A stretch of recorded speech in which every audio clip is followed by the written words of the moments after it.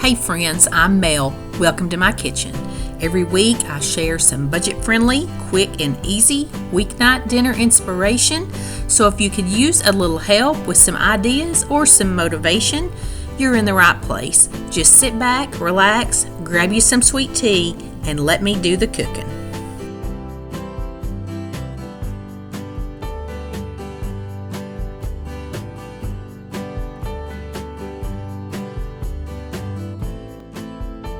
Hey there friends, welcome. It's Monday here and I don't have a plan. Does that ever happen to you? I used to be so good about Sunday nights. I would look at my calendar and plan out the whole week, what I was going to make, which night, according to what we had going on. And I don't know, I've just been busy. I have the plans up here, but I haven't got it written out on paper. And then Monday is always lack of motivation by the end of the day too. But I may not have a plan and I may not have any motivation, but I do have bacon. And that is always a good choice. So I'm starting with bacon and I'm going from there. Join me. Okie dokie. I got my oven preheating to 400 degrees and we're going to have ourselves an irregular bacon unboxing. I show this bacon in my grocery hauls a lot. This came from Aldi and it's less than $4. It's like $3.85 or something like that for 16 ounces. It's a whole pound. This bacon is delicious. The first time I ever bought this bacon, I did not know it was irregular or it said anything like that. I noticed it in my grocery haul. I was showing it and I was like, wait, irregular bacon? What is that? I didn't know what I had bought, but it's just irregular slices. And this is probably one of the fattiest, weirdest looking ones I've ever seen. Most of the time, there's nothing weird about them at all, but this one does look a little bit fatty and stringy, but it's got great flavor. It always has. But you know, bacon, lordy, lordy, what would we do without bacon? When I'm in a pinch and I don't know what I want, you can do so much with bacon. And I was thinking, you know, bacon sandwiches or something like that. Then I got to thinking about what all else I had here.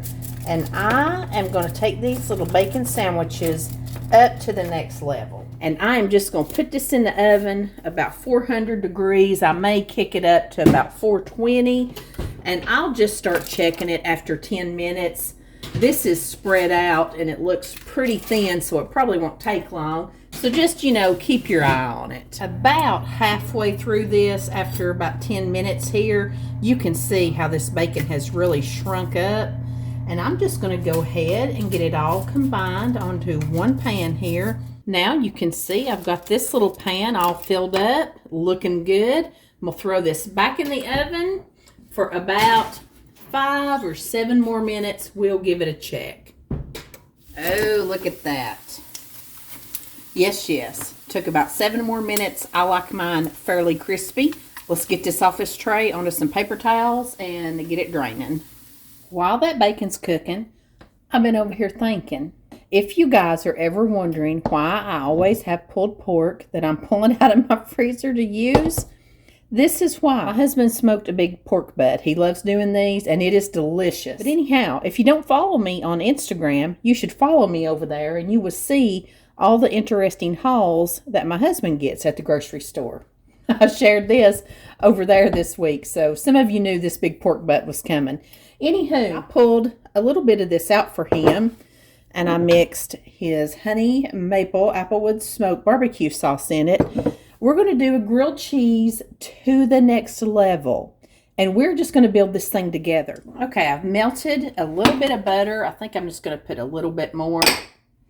And this would be awesome if you had like some of that really thick, nice artisan bread or something like that. But we're using Aldi honey wheat sandwich bread. That's what we have. That's why a lot of my videos are called Real Life Weeknights What's for Dinners, because you're getting real life weeknight what's for dinners here. I think I'm going to use American cheese on his. And these are the nice deluxe singles that are not wrapped. They're a little bit hardier. I'm going to lay one of those down. Then I'm going to come in with him some barbecue. And I'm actually not doing barbecue. I'm going to do something else. Because I've had about all the barbecue that I can eat. For, this week anyway. That's a good fair amount of barbecue. But let's give him another spoonful. Because let's just put it all in there. That's all we've got left. Let's put him some bacon. There's a nice little piece. Look at that bacon too. Did I show y'all how nice? Look at that. This is great bacon.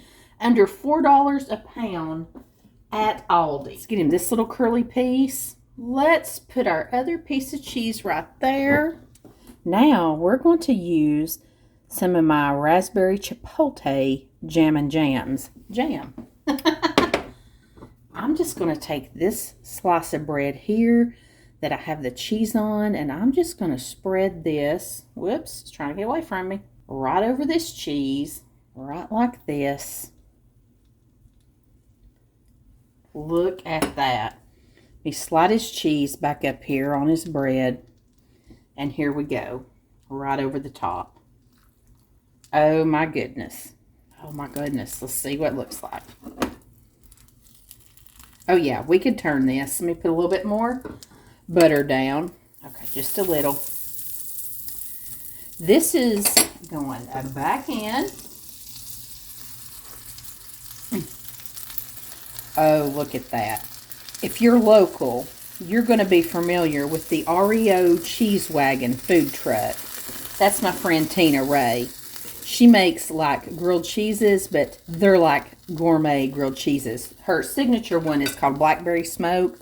She uses a blackberry jam, provolone cheese. I don't even know what, but nobody makes them like Tina.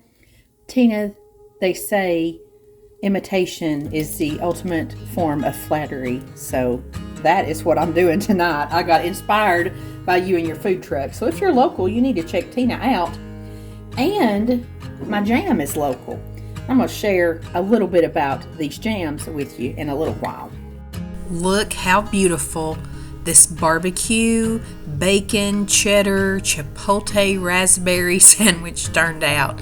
This was absolutely delicious for a night when it was just me and Patrick hanging out together.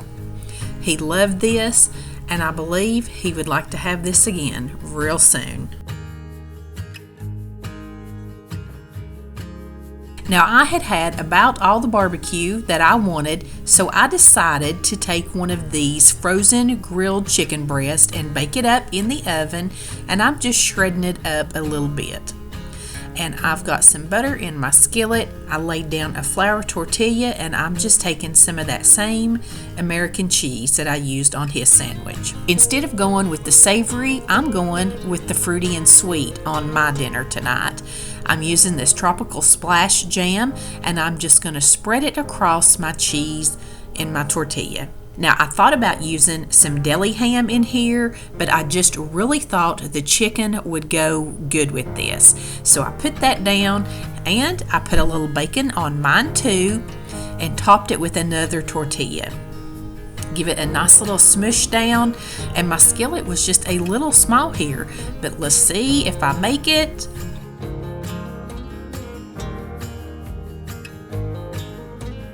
I made it. That flip is always scary. Did not take but just a minute for this to cook up, and look at this ooey gooey goodness. This was sweet, savory, delicious. I certainly enjoyed my little tropical chicken quesadilla. I'd like to thank Jam and Jams for sponsoring today's video. This is a locally owned family business that I've been purchasing products from for a number of years now. I've bought from them at my local farmers market and different craft and vendor sales in the area, but you can also order online. Rest assured, all their products are made in a certified kitchen. They are 100% gluten-free, dairy-free, and vegan. They're also low sugar. They never use artificial flavors, dyes, or preservatives in any of their products. What you're going to get is pure, natural, fruit-flavored goodness. Not only do they offer a wonderful selection of your regular fruit jams you would be expecting, they have many savory jams available as well. And jams are just not for biscuits anymore. You'll see in today's video, I use mine for a number of different recipes and ideas. They're great for using to marinate meats, using them as toppings. You can use them as dips on charcuterie boards. They're just endless possibilities of ways to use these.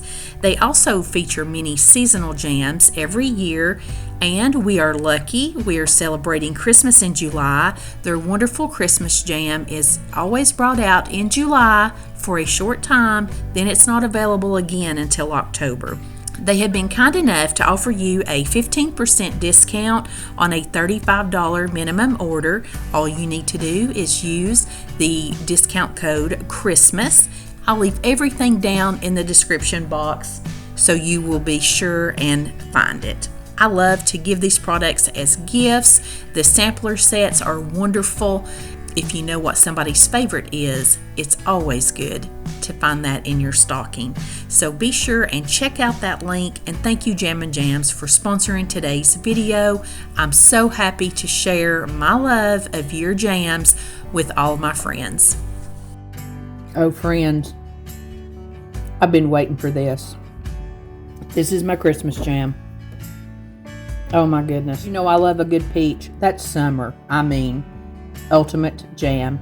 But this right here, it's sweet, but it's got the warm, cozy holiday vibes.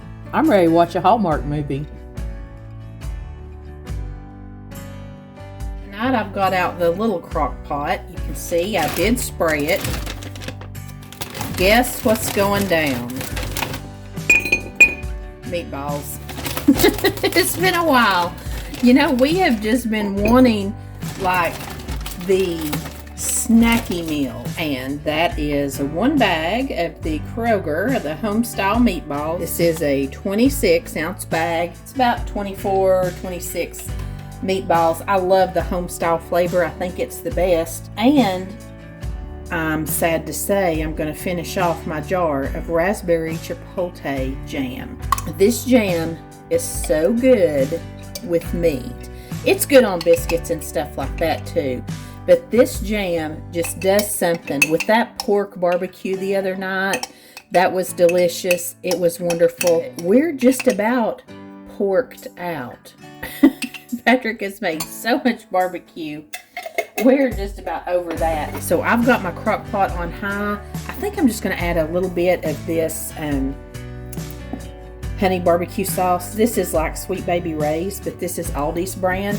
I got this real cheap a while back, and it's really good. It tastes just like Sweet Baby Ray. We love him. So I'm just going to eyeball maybe about that much. It's a little bit less than the jam that I put in. I'm just going to mix that kind of in. Okay, I just kind of mixed them around enough to get them coated. And these are fully cooked, of course, but they are frozen. So the liquid from these will melt down into this and sauce it up even a little bit more. And I'm going to be here today. This just cooks like 2 to 3 hours. You need to keep an eye on it. Frozen meatballs, that's not the kind of dish that you can stick in your crock pot and leave all day. Ask me how I know. You will end up with some very black little meatballs and a real messy crock pot too. So anyway, I'm just going to put the lid on this. Got it on high. I'm going to check it in about 2 hours and see where we're at from there. Tonight we're going to make some loaded tater tots or tater tot boats. I don't remember what I call them. But what I have here is a regular size muffin or cupcake tin. And I've greased it, and I'm putting 5 tater tots in each one of these. I've got my oven set at 450 degrees, and I'm going to bake these on the bottom rack for 10 minutes. Now I pulled these out of the bottom rack. This little dude here, I'm going to give this a spray, and I'm going to make little cups out of these tater tots. This little thing is from Pampered Chef. I actually forgot I had this. I was going through some kitchen drawers, and I found it, and I had forgotten all about it. I will try to find one of these on Amazon and link it in my little storefront in case you're interested. But don't feel like you need one of these, because I've made these before a number of times. Before I found this dude, I had this bottle of vanilla right here, and it actually fits better. And see, look here, I just used it. But see, you can always find something to use. If you had a shot glass, that would work really good. But I'm going to go ahead and do this to all of them. And when I get that done, I'm going to put them back in the oven. But this time we're going on like the regular rack, where mine is about 2 or 3 spots down from the top. But we're going to go back in on that rack for about 15 minutes. And at this point, it will make them more crispy. Right now, they're just kind of soft. But when you smush them out like this, then you put them back in for 15 minutes, this is going to get real crispy.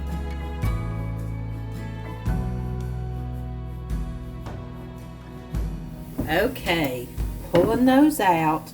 They're looking brown and beautiful. This is the last step.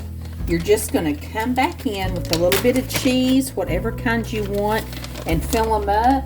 Then you're just going to put them back in the oven for about 4 or 5 more minutes till that cheese is melted. Then you can top it with whatever you like. Now, this may not be the most healthy dinner that you've ever seen tonight. I knew tonight it was just going to be me and Patrick here. And you know what? We can get used to this empty nesting business. I mean, we're just going to be sitting around here eating meatballs, loaded tater tots, living our best life. You can't ask for any more than that. Let's put these back in. I'm going to finish off that bag of cheese.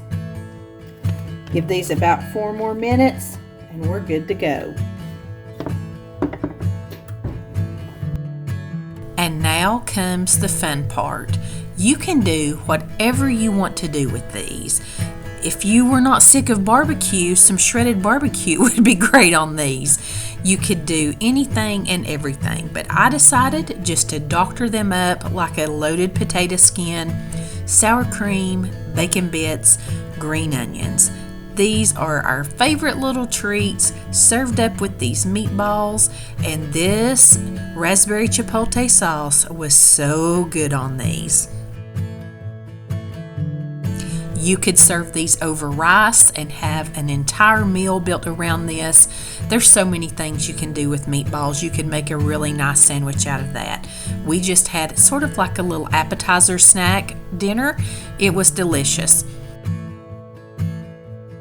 And I want you to look how perfect these were. About 2.5 hours, just as tender as could be. Sweet, savory, and just a little bit of that sauce. And we had plenty leftovers to have another night.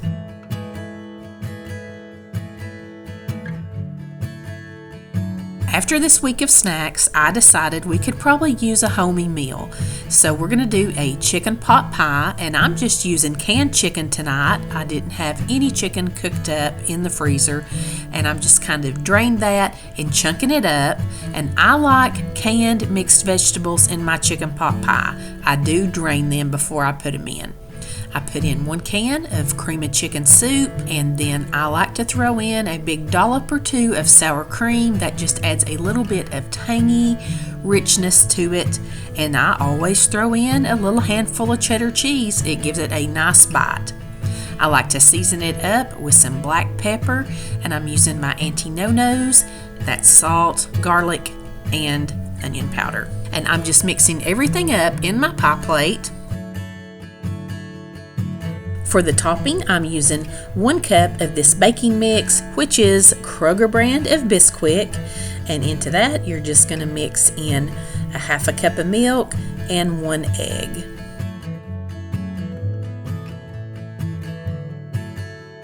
I love all the different recipes that have Bisquick toppings or anything with Bisquick in them. I just love the Bisquick. And you're just going to pour that over the top and kind of spread it out.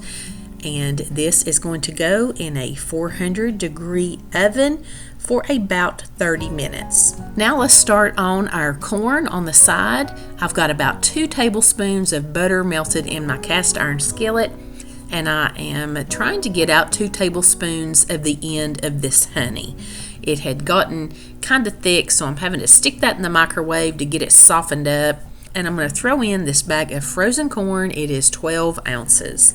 Honey does not really ever go bad. It will get hard or crystallized, but it just microwaves right up fine. So put that all in the skillet there and let that come together. I'm going to throw in 2 tablespoons of cream cheese. Then I'm going to season it up with just some salt and pepper. And I am using the whipped cream cheese because I had a little tub of it and it works just as well as the block of cream cheese. Now this will get kind of watery looking on you, but just trust it. Keep going with it and letting it cook, and the water will kind of cook down and it will get thick and sweet and gooey. So about the time our corn is done, we're taking out our chicken pot pie and we are ready to eat. This really tastes good after our little snacky week of being empty nesters that we'd had.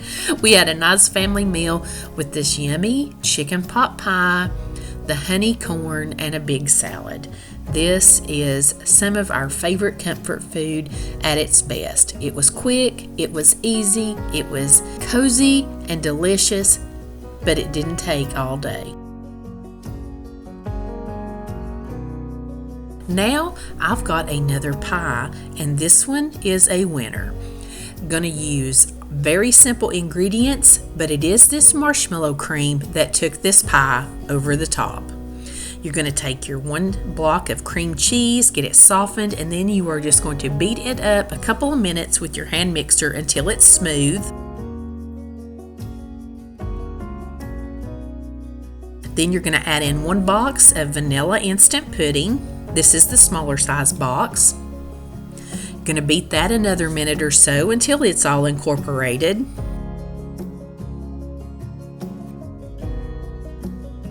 Then you're going to take this 7-ounce container of marshmallow cream. It calls for marshmallow fluff if you can find that. Be warned, this gets a little messy and crazy, but it is well worth it. Mix that in until it's all combined. Now you're going to take an 8-ounce container of Cool Whip and you're just going to fold this into that marshmallow, vanilla, cream cheese. This is so good. Now I'm using a graham cracker crust. This would be great if you wanted to use one of those chocolate crusts or one of those nut crusts, just whatever you want. Put your pie filling in there and spread it out. You're going to put this in the fridge overnight. This one really needs to sit a while because that marshmallow fluff, it really needs to get set up. So I definitely suggest letting it stay in the refrigerator overnight, and it will soften up pretty quickly. Now when I pulled this out, I was thinking about toppings. This would be so pretty at Christmas to use your little sprinkles and stuff like that on the top. And I just thought that would be really cute. I need to remember that. Or like in the winter, just these little shimmery ones would make like an ice looking deal on it. But I'm going back to this tropical splash jam, and I think this is going to make a great topping on top of this pie. And I'm taking this to my mom's for Sunday dinner, and you can see it did get just a little bit soft because it set out while we were eating. But Mom is dishing up, and look at that. That jam was so good on there. And when you remember you've got a can of whipped cream, that is the best thing in the world. This was so delicious. This pie, the marshmallow cream, it just does something to it. It is so good, and you can really taste the vanilla. We love this pie. My mom is not a fan of the Jell-O pies, and she really liked this. Thank you so much for being here this week. I hope that this has given you something new to try, or maybe reminded you of something you haven't had in a while and given you some inspiration. I appreciate you being here and the time that you share with me each week. If you enjoyed today's video, I'd love for you to stick around and check out the video I have linked on the screen for you for some more homey country comfort cooking. Until next time, I send you love from my kitchen.